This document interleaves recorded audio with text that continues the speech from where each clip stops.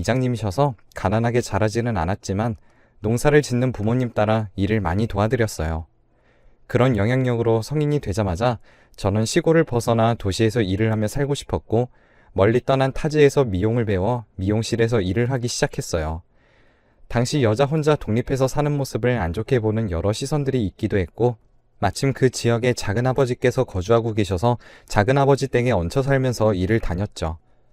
그렇게 저는 꽤 능력 있는 샵 사장님 밑에서 같이 일하며 언젠가는 내 샵을 차리리라 꿈꾸며 살고 있었습니다.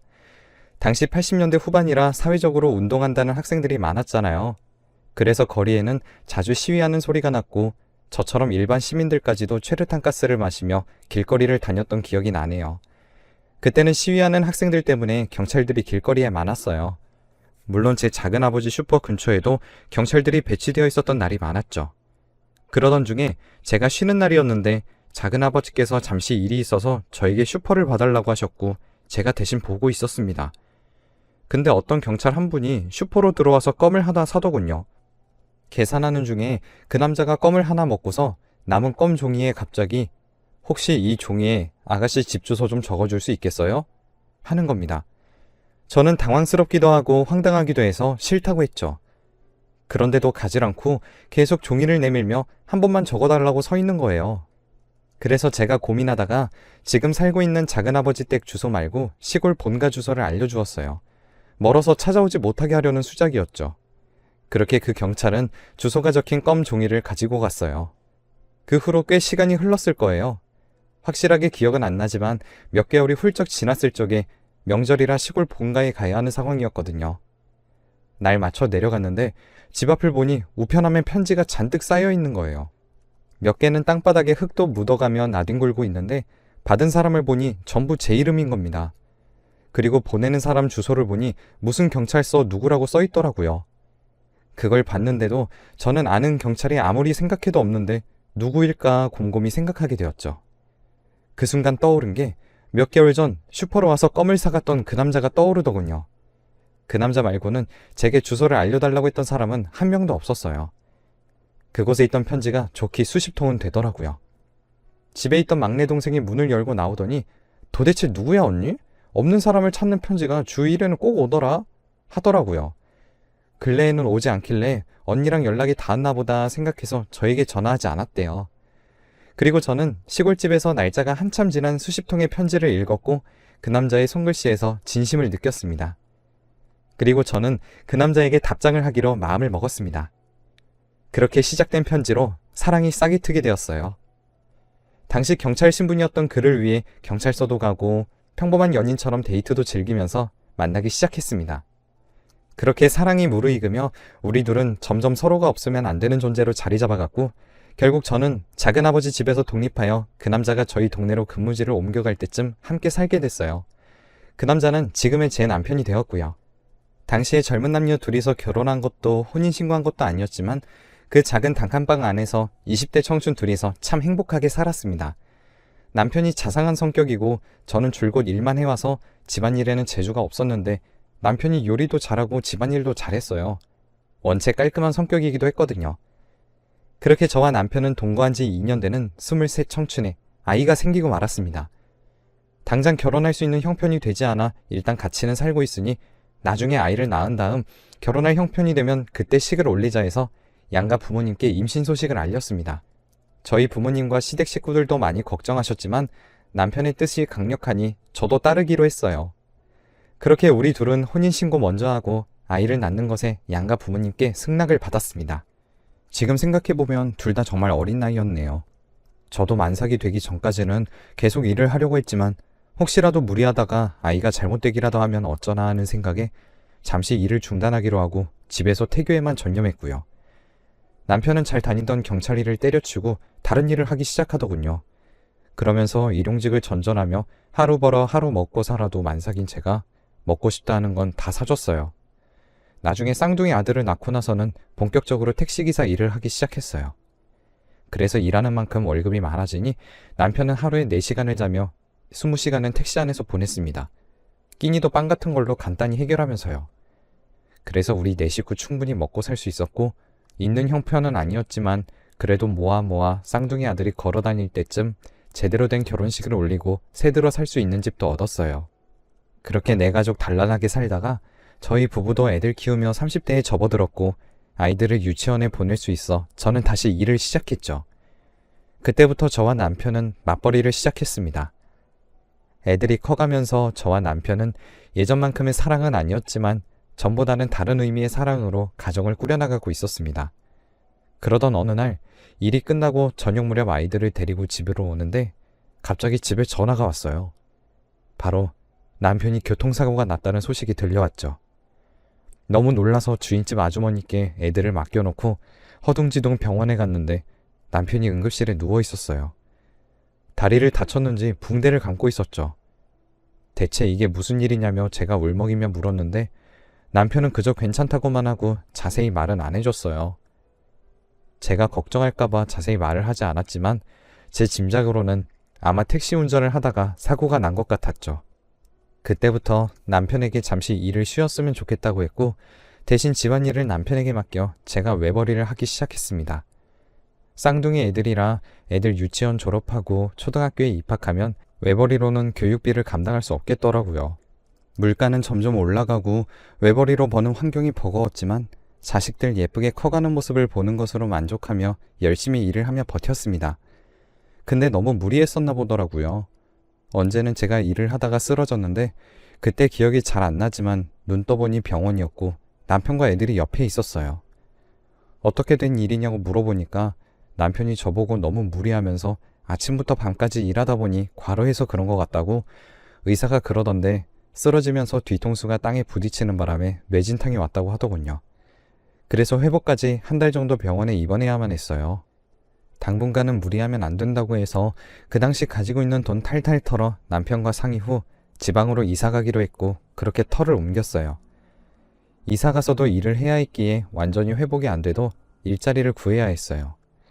나중에는 혼자 돈 버는 제가 안쓰러웠는지 남편은 다리가 나아지면서 일을 하려고 찾아보니까 남편이 마땅히 할 수 있는 일이 운전밖에 없어서 다시 택시 일을 시작하게 되었죠.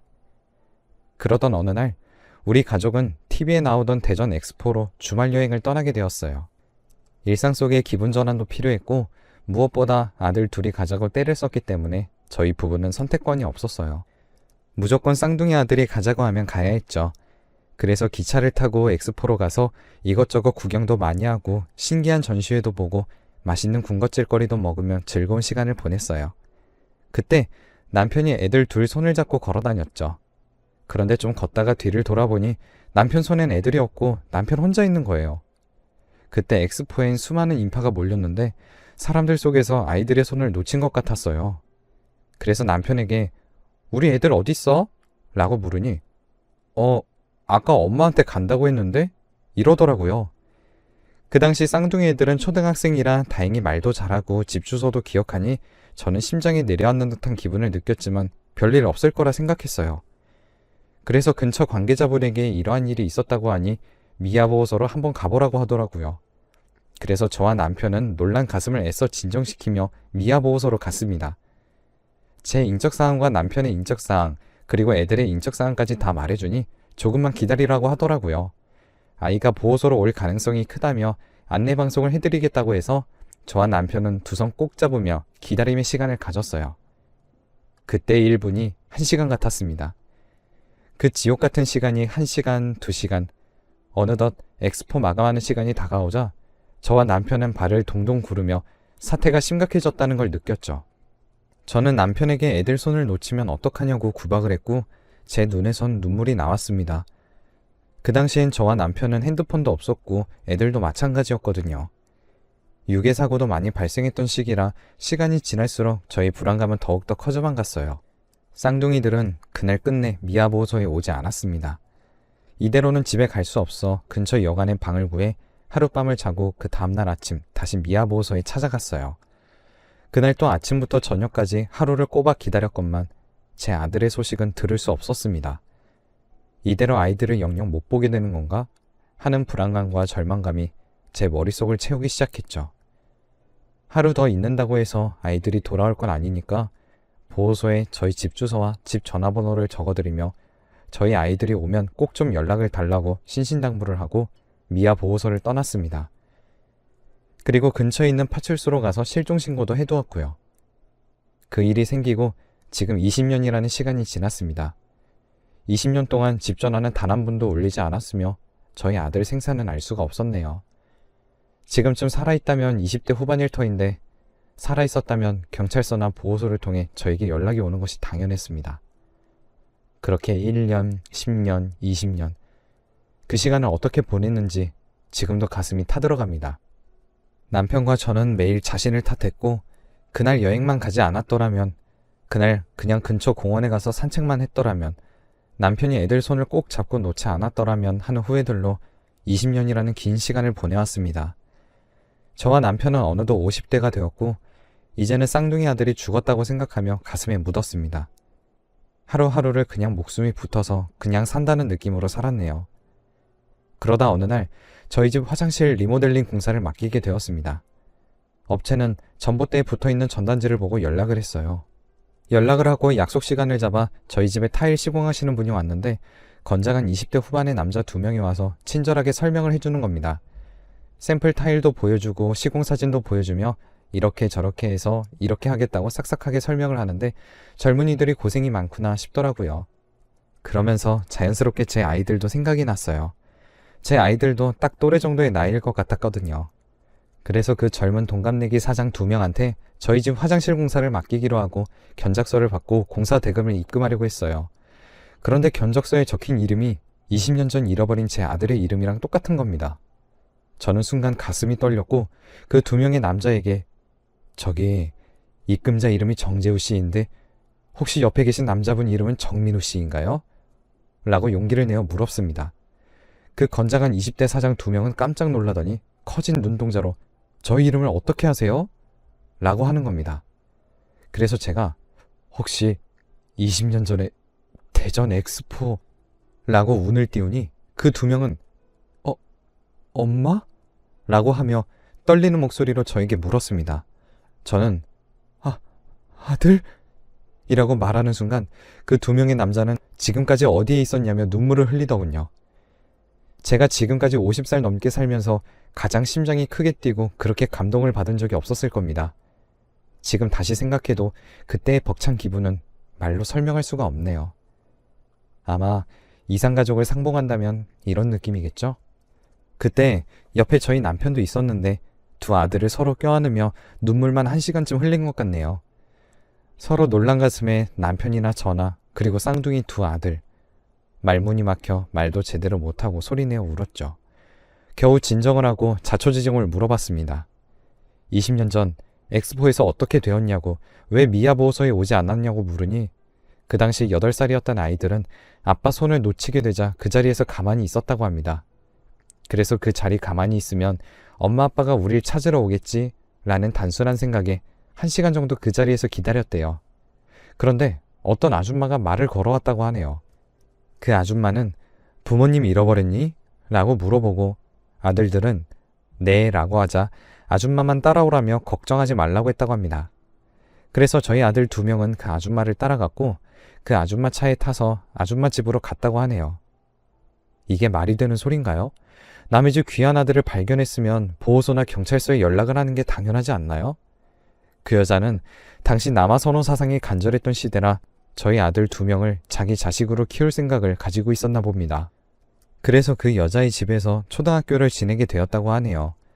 제가 왜 경찰서에 가서 엄마 아빠를 찾으려는 노력을 안 했냐고 물어보자 자기 이름만 알 뿐 서울에 살던 집 주소와 집 전화번호는 기억이 전혀 안 났다고 해요. 그리고 8살인 어린 나이에 경찰서를 가서 부모를 찾을 생각은 전혀 못했다고 합니다.